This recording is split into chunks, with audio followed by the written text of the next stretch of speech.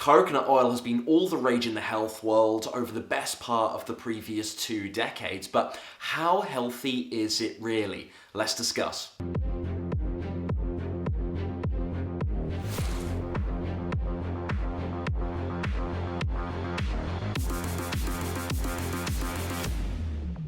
Now, before we look at this more closely, I think it's important to apply some context here.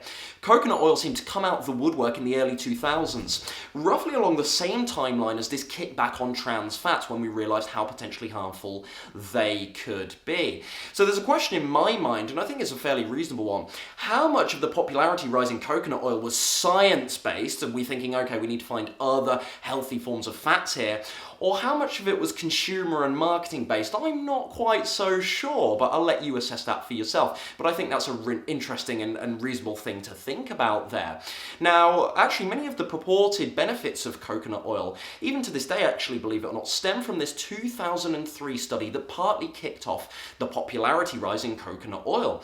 This study took medium-chain triglycerides, medium-chain fatty acids, as opposed to short or long-chain fatty acids, fed them to participants, and there was some purported health benefits such as changes in fat oxidization and whatnot. And it did seem as though this was a beneficial piece of research, and there was some decent arguments to be made here about potential benefits of MCTs, medium-chain triglycerides. However, when you dig deeper with that study, it wasn't that coconut oil was used in that study, it was just that these medium-chain fatty acids were used in the study, and it was actually a manufactured artificial one by those that actually conducted the study, not coconut oil itself. Now, interestingly, lots of the people that are now, and organisations that are now promoting coconut oil, are referring to this study where, ironically, coconut oil wasn't used. Sure, coconut oil is rich in these MCTs, but it wasn't actually coconut oil that was being used in the study, and I do think that is a reasonable criticism to make. It's then since become a quagmire with studies and research going either way on this subject.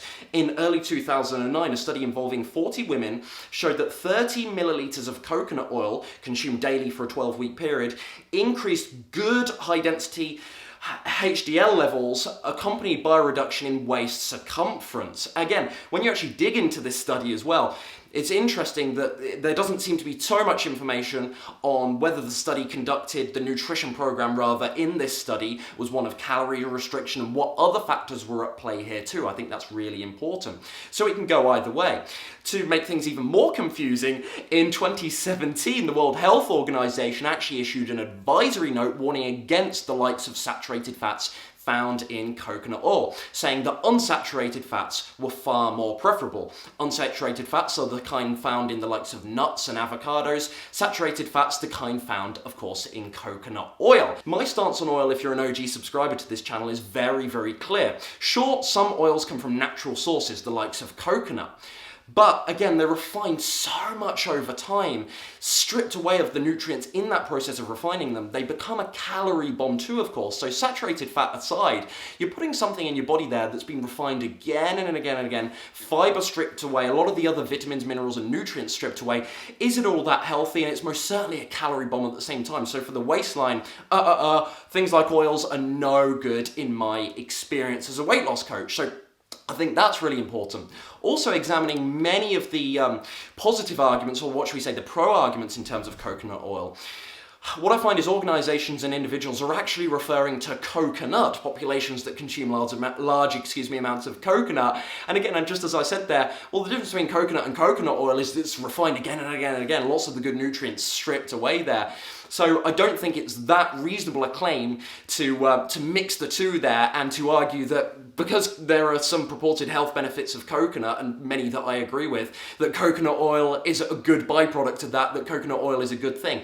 I don't think that's a decent argument to make in my personal experience. So my stance is very clear on this. Although it's a quagmire, it contains very high amounts of saturated fat. Saturated fat is very strongly linked with a raise in bad cholesterol, which has all sorts of health ramifications. Hence why the likes of the World Health Organizations and now many clinical nutrition and medical bodies are now advising against the use of saturated fats, the consumption of saturated fats, limiting them as best as you can. Coconut oil is something that I perhaps consume very infrequently. Perhaps last time I had it from memory was perhaps 3 or 4 months ago, so it's something that I have very infrequently, and I steer away nowadays from oil at all costs. So that's my personal view, and perhaps this hasn't aided in anything. This has perhaps made your judgment on coconut oil even more cloudy, so I apologise for that, but that's my 2 cents at least.